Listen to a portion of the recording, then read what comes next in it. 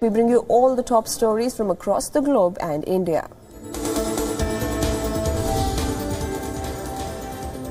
Well, Pakistan allowed the wife and mother of jailed Indian man Kulbhushan Jadhav to visit him on Monday in Islamabad, 8 months after he was sentenced to death by a military court. During a briefing, the media was shown a video confession of Jadhav thanking the Pakistani government for the grand gesture of allowing him a visit by his mother and wife. The new BJP government in Gujarat, led by Vijay Rupani and his deputy Nitin Patel, will be sworn in at a grand function in Gandhinagar today. Prime Minister Narendra Modi, BJP National President Amit Shah, Chief Ministers of all BJP-ruled states and those governed by NDA allies are expected at the ceremony to be held at an open ground near the state secretariat. Several union ministers and other national leaders of the party have also been invited for the swearing-in ceremony. South Indian superstar will begin a 6-day-long meet with his fans in Chennai's T Nagar today, the second such meet this year. At the first one, Rajinikanth had said and fuels intense speculations about his entry into politics. He will meet his fans for the second round of photo shoot from today to the 31st of December. He is expected to speak about his political entry as his political confidant Tamilaruvi Manian said that he will make an important announcement today. Indian federal government's interlocutor for northern Jammu and Kashmir state, Dineshwar Sharma, held talks with regional leaders as well as locals in the border district of Kupwara on Monday. After the meeting, a local legislator, Bashir Ahmed Dar, said that if dialogue is not able to solve the problems of the people of Kashmir, then nothing will. Christians across India revelled in the festive spirit as they thronged churches to mark Christmas. Devotees in central Bhopal city and northeastern Guwahati city offered morning prayers in churches to commemorate the birth of Jesus Christ. Christians comprise 2.5% of India's 1.2 billion population. The holiest shrine of Sikhism, the Golden Temple, celebrated a sparkling 351st birth anniversary of the 10th Sikh spiritual leader Guru Gobind Singh on Monday in India's northern Amritsar city. The famous tourist attraction and pilgrimage centre in Amritsar was decorated with lights. Scores of devotees and tourists thronged the shrine to watch dazzling fireworks covering the night sky over the shrine.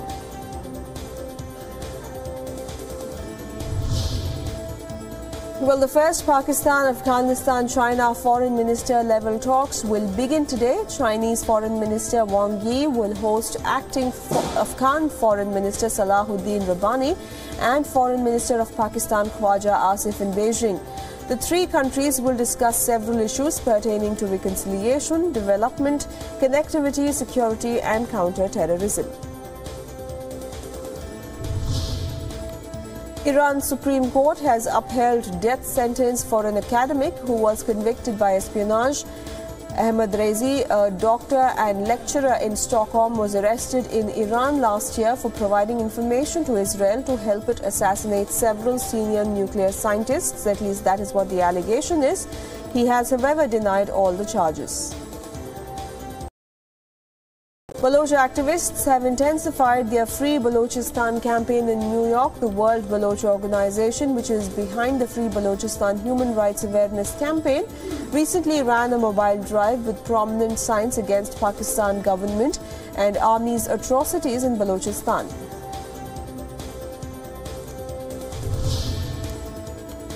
Announced via a communique, Peruvian President Pedro Pablo pardoned former authoritarian leader Alberto Fujimori late on Sunday, clearing him of convictions for human rights crimes and graft before completion of a 25-year prison sentence. Kuczynski's office said in a statement that a medical review showed Fujimori, who governed Peru from 1990 to 2000, suffered from a progressive, degenerative and incurable disease. Police officers clashed with protesters for a second day on Monday after Peruvian President Pedro Pablo Kuczynski pardoned former authoritarian leader Alberto Fujimori.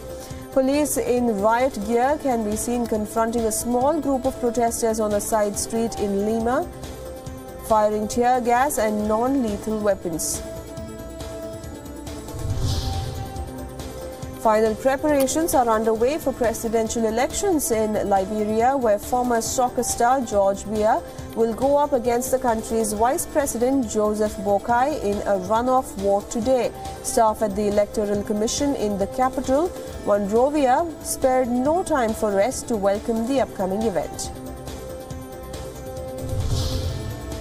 Russia's Central Election Commission voted to bar opposition leader Alexei Navalny from running in a presidential election next year, saying he was ineligible because of a past criminal conviction. The commission said the conviction, for which Navalny received a suspended sentence and which he has repeatedly described as politically motivated, meant he could not run for president in March. Russian TV personality Ksenia Sobchak on Monday submitted her documents to be registered as a presidential candidate at the Central Election Commission in Moscow. Sobchak, who is the daughter of a former mayor of St. Petersburg for whom Putin once worked, said she does not expect to beat Putin, as she announced in October that she was running for presidency. A passenger bus swerved off course and drove into a busy pedestrian underpass in Moscow on Monday, killing at least 4 people. The driver of the bus had been detained by the police after he lost control of the vehicle. The incident occurred on one of the Russian capital's busiest roads.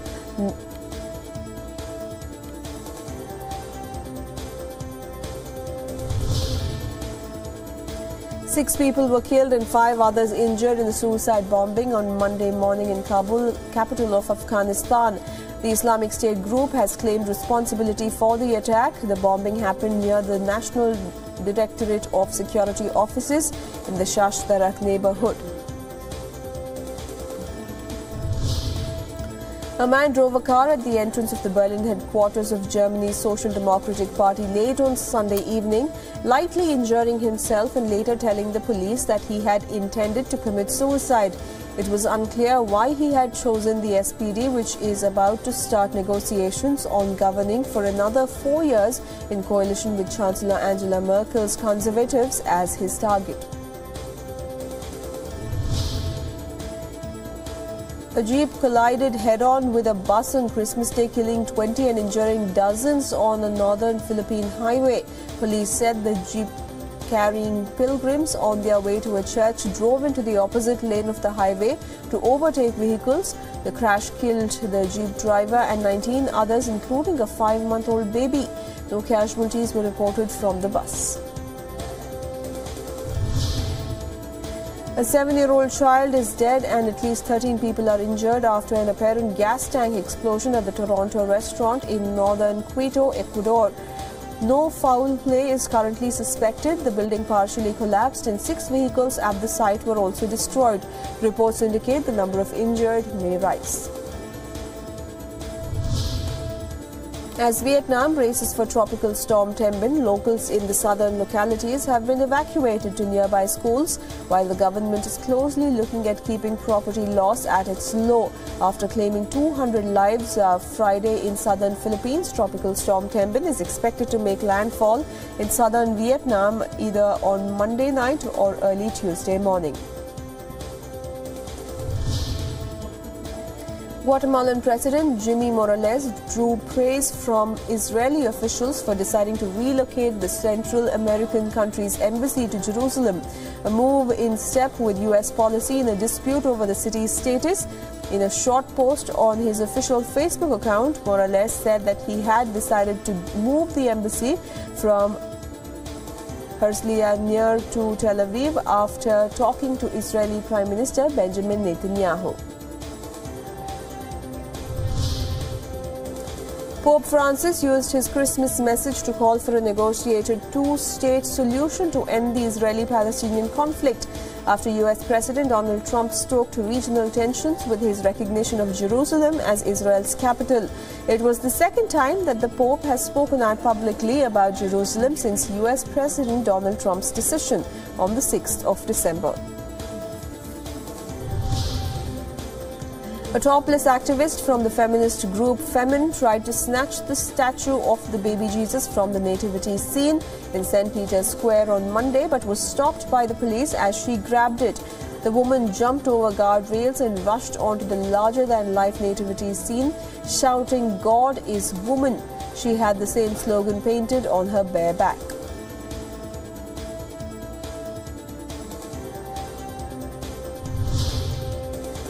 Well, dozens of Hong Kong protesters commemorated Chinese Nobel laureate Liu Xiaobo and demanded the release of his wife Liu Xia, who is still under house arrest. Liu Xiaobo, a prominent dissident since the 1989 Tiananmen Square pro-democracy protests, died on the 13th of July after being denied permission to leave the country for treatment for late-stage liver cancer.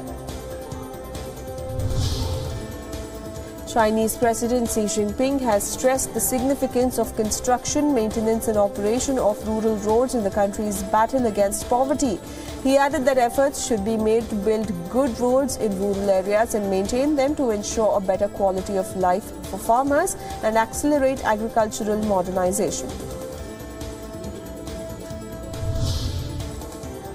China's Ministry of Commerce on Monday called for the promotion of service trade during a meeting while reviewing its work in the past year. Director of the ministry's Service Trade Department said China's service export grew faster than import for the first time over the past 7 years, and efforts should be made to further develop the trade services. A British woman accused of smuggling drugs appeared for her first criminal hearing at an Egyptian court on Monday. Laura Plummer, a shop worker from Hull, was arrested after tramadol painkiller tablets were found in her suitcase. Her family have told British newspapers she bought the tablets for her Egyptian partner living in the Red Sea resort of Hurghada.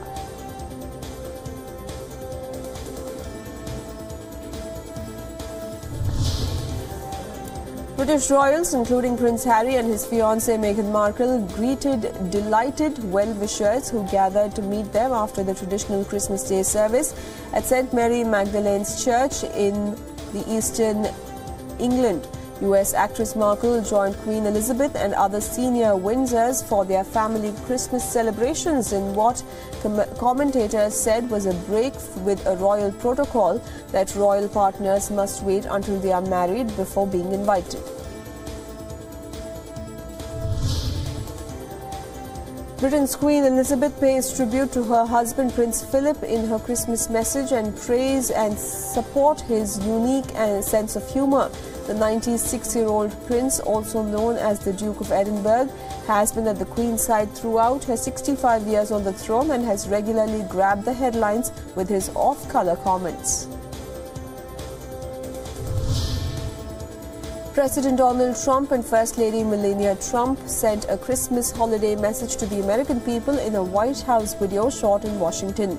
The Trumps are spending the Christmas holiday at Trump's resort in Mar-a-Lago, Florida. NATO troops celebrated Christmas with a traditional turkey roast dinner in their Kabul base in Afghanistan. There are around 3,000 NATO troops stationed in the country on training and support missions after the US announced a new strategy for Afghanistan. US troops stationed in South Korea celebrated Christmas with a traditional meal and a visit from Santa. About 1,500 soldiers gathered at Camp Humphreys, which lies about 100 kilometers from the border with reclusive North Korea, and sat down for Christmas lunch, which included roast beef, turkey, eggnog and a Christmas tree-shaped cake. Troops say they enjoyed the celebrations despite being far from their family.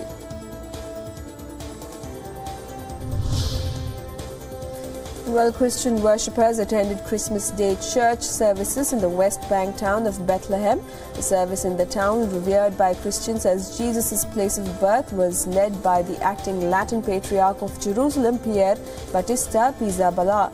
The church was packed with worshippers attending the ceremony, which included a choir singing hymns.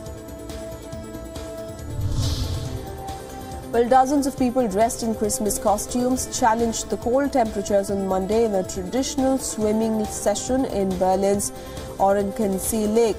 Men and women of all ages sang German carols together before they jumped into the lake wearing Christmas and snowman hats, garlands, striped bathing suits, some even gloves to celebrate Christmas Day. Well, it wouldn't be Christmas in Florida without the annual Surfing Santas event. The event was held on Cocoa Beach. Hundreds of holiday revelers gathered near downtown along Florida's Space Coast on Christmas Eve to watch surfers dressed as Santa take part in the so-called Ride of Christmas Magic. The 2017 Wings for Love Wingsuit Flying World Cup concluded on Monday in Jinggu, Dai and Yi Autonomous County of southwest China's Yunnan province. Top flyers from across the world put on jaw-dropping stunts, showing in their bid for the Extreme Sports World title. Finishing the three-day competition starting last Saturday, French wingsuit flyers claimed the sports world title. US flyers ranked the second place, while Team China ranked the third place among the participating teams from 12 countries. A magnificent fire dragon dance was showcased by the Tujia ethnic group in central China's Hunan province to celebrate the winter solstice, a traditional Chinese festival. The fire dragon, made up of bamboo structure with burning incense sticks stuck all over it, creates two full circles as the dancers go round and round. Over 100 locals took part in different activities such as fire dragon dance, fire spell, sea of fire and skills of fire. Salman Khan's starrer Tiger Zinda Hai has entered the 100 crore club within 3 days of its release. Bollywood trade analyst Taran Adarsh announced on Twitter that the film has grossed 114.93 crores. This is Salman Khan's 12th film to cross the 100 crore rupee mark. Grammy-nominated singer Lorde has cancelled a planned concert in Israel following an online campaign by activists opposed to the Israeli occupation of Palestine. He said that it was the right decision at this time while confirming her move.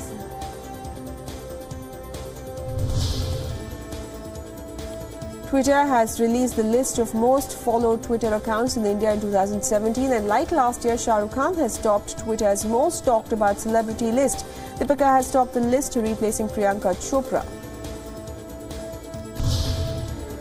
Here's a look at what's making news in the world of sports. In cricket, Australia coach Darren Lehmann has announced that he will be stepping down from his role post the 2019 Ashes series in England. Lehmann has been in charge of the national side since 2013, but had said that while renewing his contract last year that a further extension was unlikely. He has now confirmed that he will not continue beyond 2019, saying that he needs a break from the constant travel involved.